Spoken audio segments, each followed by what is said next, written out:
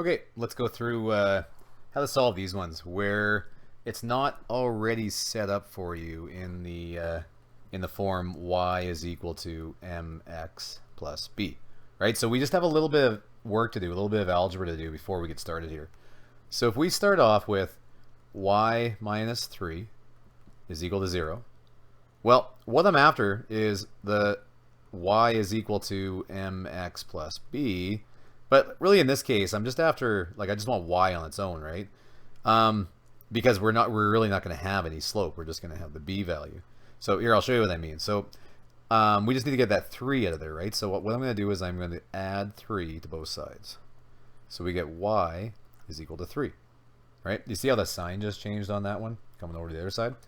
Well, now if we're going to graph this thing, the way this works is this is a horizontal line, right? If you have just y is equal to 3, that means that y is equal to 3 everywhere. So what I'm going to do is I'm going to make a point at 3, right? Like the y value 3.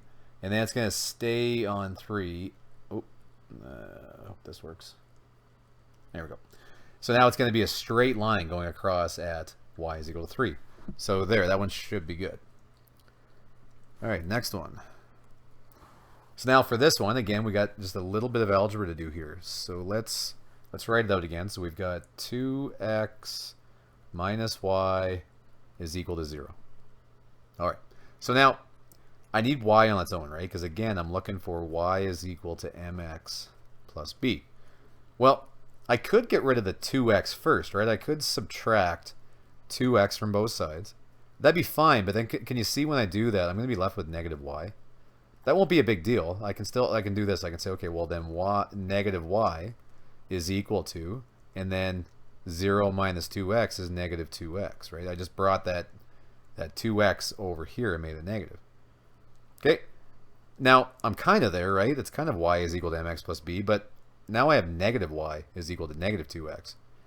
Okay, well, what we do here, you can imagine that this negative is like negative 1. You've got like negative 1 times y.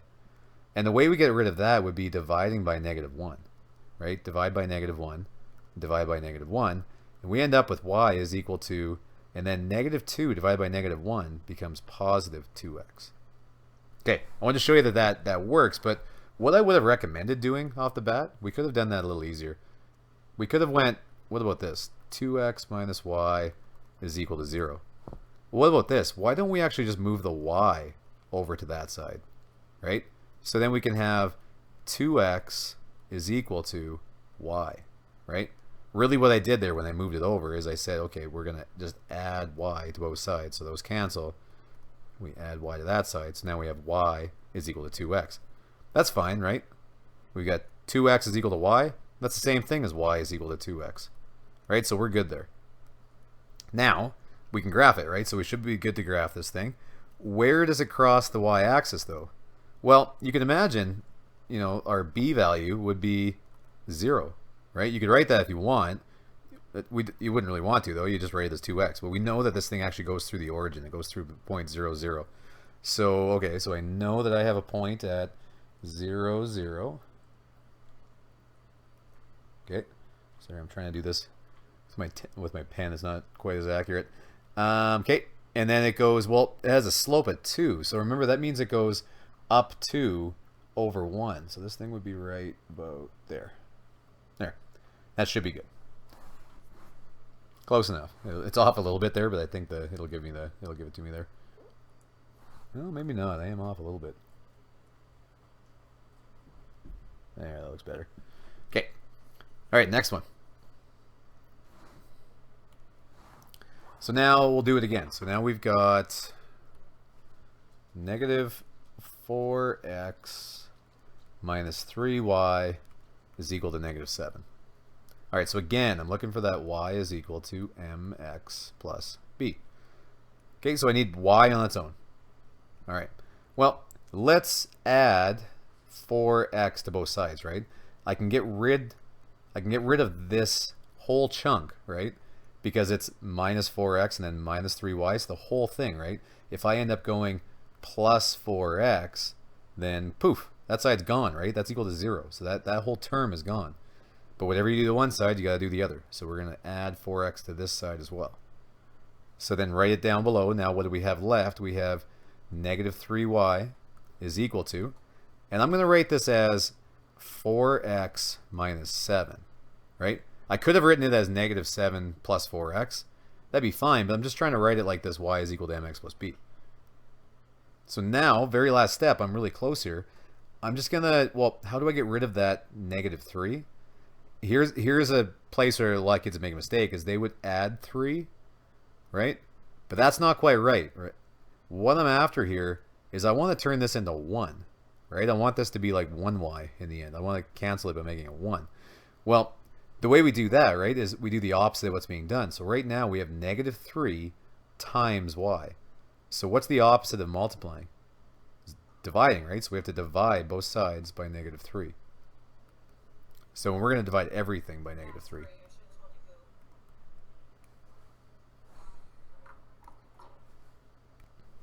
All right, we're almost there. So now writing this out again, we've got y is equal to, and then 4 divided by negative 3 is really negative 4 divided by 3, right? Because we got like a positive divided by a negative. It's really just a negative, right? So negative 4 over 3, x, and then negative 7 divided by negative 3. This now becomes positive 7 over 3. All right, so now one more step, because my only issue is, well, I know what my y-intercept is. I know what my slope is. But this y-intercept is 7 over 3 is a little awkward, right? So let's change this into a decimal.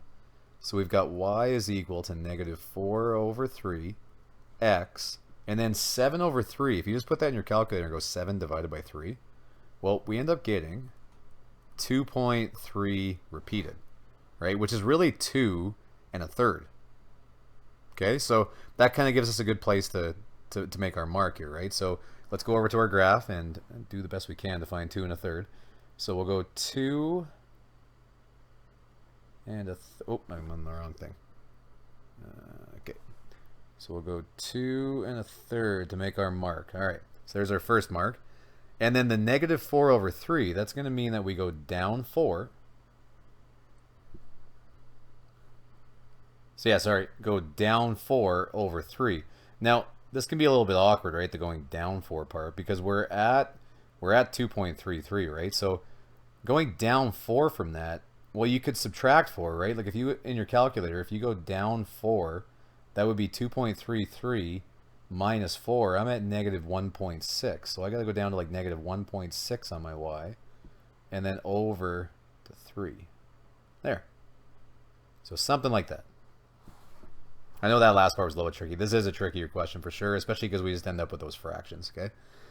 The other way that we could have done it is that we could have, at this point, right, right here, so I did it by finding the y-intercept and then doing the slope.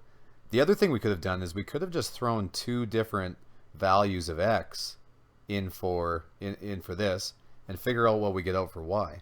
So we could have done this as well. We could have said y is equal to negative 4 over 3. And then let's see what it is when x is 0. Right? So they'd say, okay, when x is 0, and then plus 7 over 3, or 2.3 repeated, then our first point would be at y is equal to negative 4 over 3 times 0 is just 0. So that's gone. So that really is just 7 over 3.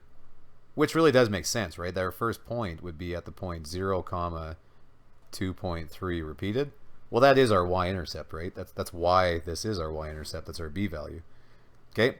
But then we could do it again with another point, right? You could say, okay, well then y is equal to negative 4 over 3 times 1. And then plus 7 over 3. Okay, and then we can actually just add these. So then we can say, all right, what we'd have y is equal to, and then negative 4 over 3 plus 7 over 3 is equal to negative 4 plus 7 is 3 over 3, so which is equal to 1, right? So there would have also been a point at 1, 1, right? So that's what we did here when we put our, sorry, I ran out of the room here, but when we put our value of 1 in for x, we got our value of y out for y. We got our value out as 1 for y. So that means that this thing also passes through the point 1, 1. Okay, so we could have also put a point right there and then connected those two dots as well, right? You can put any point you like in for x, right? It should always land. I could have put 5 in, and I think I would have got pretty much -4, right? You could try that out. But yeah.